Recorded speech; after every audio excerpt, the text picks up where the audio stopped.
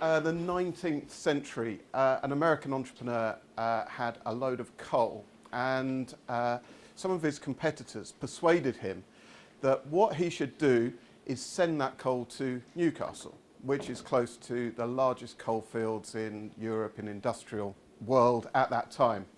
The idea being that he spends all the money getting it there, they don't need it, and he's bankrupt.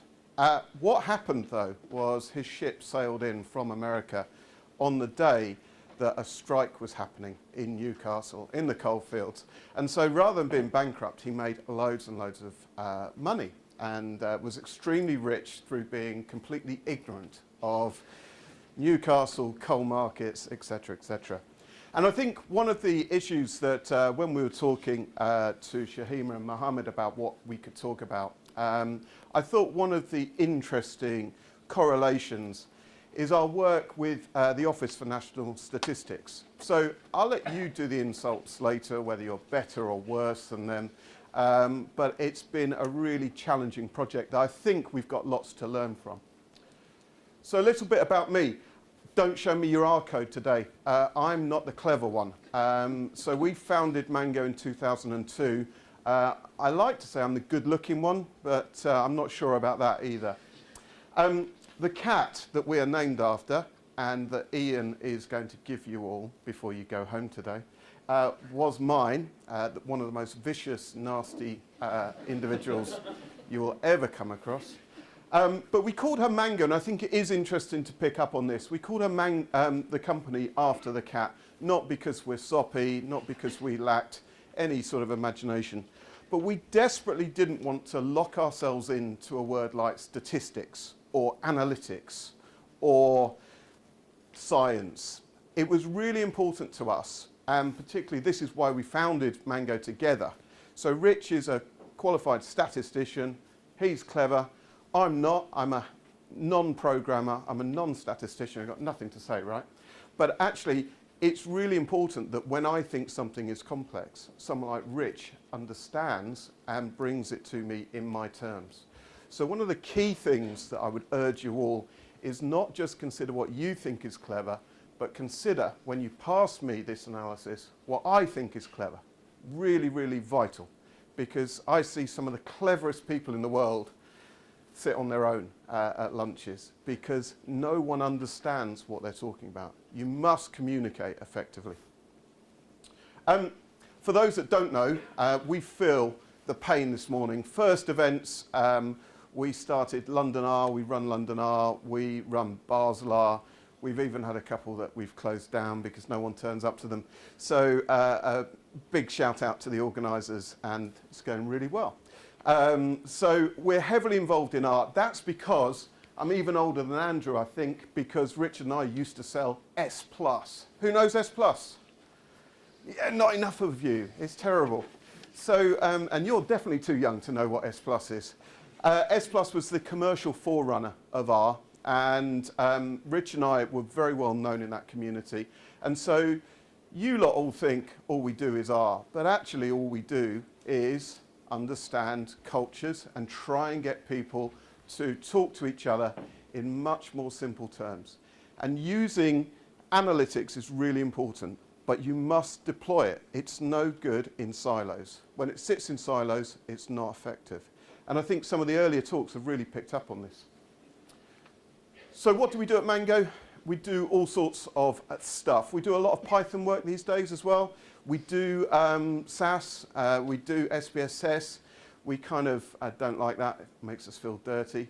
Our whole raison d'etre is how do you take this on? And in the first talk, I think the key Mohammed brought in was, if you've got to buy a license for something, actually that's a really limiting factor. And particularly in the NHS, it doesn't really matter whether that's £10, £100, £100,000. The act of having to get permissions through to deploy it onto your system is painful. And one thing I was going to pick up on listening to Andrew is I've spent 15 years talking to IT teams and legal teams about GPL licenses, about R, about what's safe, what isn't safe. And so if you do need some help in convincing people, then please drop me a line, and I'll be happy to sort of bang my head against the table with you and see if there's some strategies. So over the years, it's been quite interesting to see how R was not used and feared by IT teams, to today when it's not used and feared by IT teams. So we've still got a way to go. So we're seeing lots of effort in organizations about becoming data-driven, and you are sitting on, the biggest data set in Western Europe. You have the ability to use machine learning, artificial intelligence, and you're not going to use it yet because you're not going to be allowed to use it. And it's really, really problematic. So for us, we get asked into board meetings to tell FTSE 100 companies what they should do about analytics. And the big thing for us is actually you need to decide what you want. You need to decide what you're driving towards. And you need to make massive commitments around what you're going to do. So that when I talk about average in a board meeting, does everyone understand the same thing? When you pass me my code, is it written in a way that is super clever? I don't understand. Instantly forgotten about. Can you actually create some consistency around this? And I think this is one of the key things today, is if you're not driving value from clever analytics, they're not clever. And I'd really urge you to go and sense check your own code base, sense check your reports, think about whether this is clever or effective. Effective beats clever. So the Office for National Statistics, one of our biggest customers and going through a massive change program. But for Rich and I, who've thought so long about what we should call our company and named it after a cat, that word runs panic through us. So the Office for National Statistics want us to tell them about statistics. So no pressure, right? But what happened was in about 2015, there was a major report. The ONS have been struggling for a number of years in terms of providing statistics and information.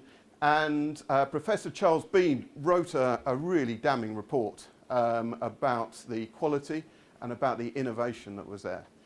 We've seen code bases for tools that no longer exist still being used in production at the ONS. Massive, massive issues around how they were doing things. And Charles Bean essentially said, you were doing this wrong, you need to change.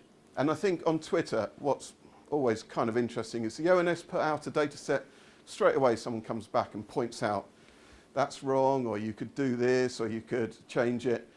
So we've got a real effective community. And for the ONS, that's our data, right? This is really important. This is our pensions. This is our growth figures that we're talking about. So really important that it's right. So the ONS needs to be innovative enough to provide the statistics we need for the future. And the future piece was really interesting in that. One of the things, they've tried to do lots and lots of different things at the ONS, but one of the things that I wanted to pick up on is the Data Science Campus. Has anyone heard of that? Cool, so they're doing their job properly. So the clever thing that both Bean and the ONS decided was not just rewrite their entire code base. The clever thing that they were looking to do was actually, how do we embed this innovation? How do we actually drive this forward? And they understood, or they guessed, or whatever it was, that a key part of that was the culture. And I think if I ask for hands up, there's lots of people here who have been in the NHS for many, many years. The ONS, they've got proper lifers there, particularly in Newport. And, there are people there, 20 years is nothing. I've been at Mango 16 years, so, what am I talking about? But when you're at somewhere for 20 years, that culture really embeds itself. It's really difficult to break through from that. And they've got one guy there called David Johnson, who has worked at proper.com Industries. And they brought him in specifically to try and embed a bit of real life experience, a bit of commerciality into what they do.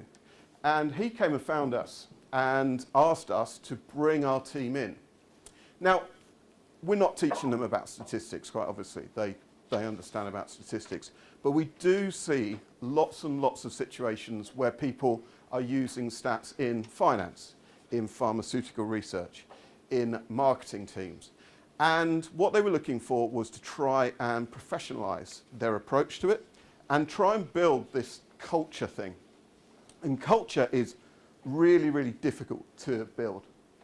But they embedded the Mango team, and we worked with them. We shared our experiences. We shared some of the source control stuff we do. We write good programming code. We deploy good programming code. We test it as well. It's a crazy idea. It might catch on one day. And we've been teaching and working with them, mentoring teams to actually get them to be asking the right questions. And it's quite difficult in the ONS to say, I'm not sure that's the right statistic to, actually wait for the wave to hit you. Because everyone there is statistically trained. Everyone there understands what they're talking about. But you've got to find a way of having this conversation.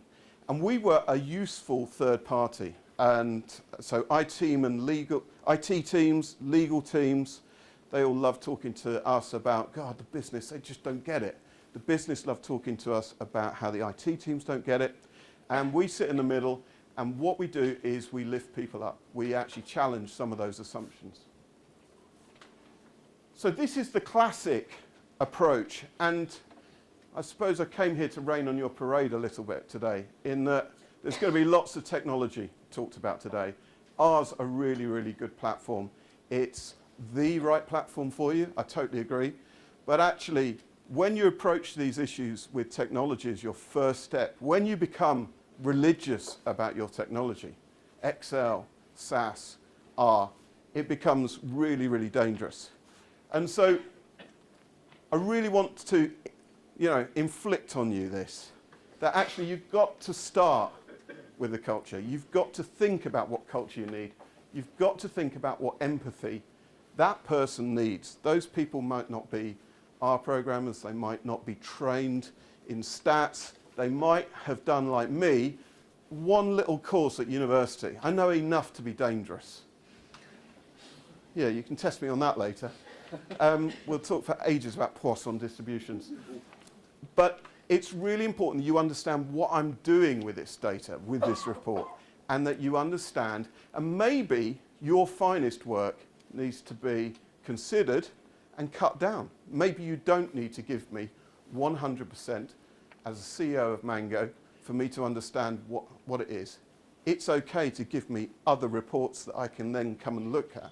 But Ian will tell you this, if he gives me a 100-page document to read, page 1, page 100, looks okay, and off I go.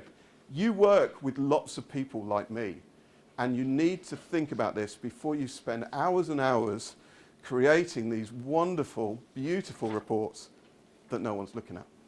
Needs to be actionable, and you need to give me stuff that I understand. That's all I had.